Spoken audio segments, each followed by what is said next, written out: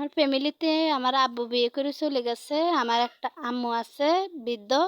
আমি বাসা বাড়িতে কাজ করে আমার আম্মুটাকে খাওয়াই। আপনার আব্বু মারা গেছে, আপনার বৃদ্ধ মাকে আপনার বাসা বাড়িতে কাজ করে খাওয়ান। আপনার ভাই নাই ফ্যামিলিতে?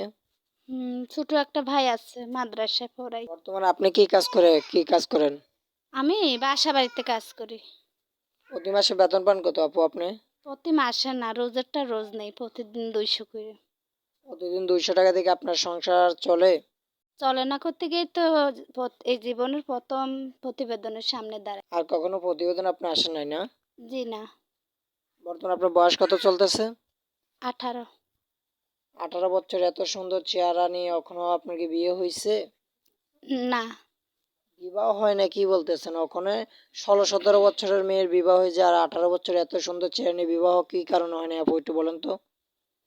ভাইয়া, গরিব করতে গিয়ে কেউ মন থেকে ভালোবাসে না ভাইয়া। এই যৌতুক চায়, যৌতুকের জন্য বিয়েও বসতে পারি না। যদি সুন্দর একটা মনের মানুষ পাই যে আমাকে গ্রহণ করবে, আমিও তার কাছে বিয়ে। চাইতেছেন যে আপনার পাশে দাঁড়াবে, যে আপনাকে হেল্প করবে, যে আপনার মনের মতন হবে, এরকম একটা ভালো মনের মানুষ চাইতেছেন, তাই তো আপু? হ্যাঁ, হ্যাঁ। যদি সেরকম মানুষ খুঁজতে গিয়ে আপনি মুরব্বী চ্যানেলের এবং বিয়েটি হয়ে যায়, তাতে বিবাহ করতে আপনার কোনো সমস্যা আছে? জি না।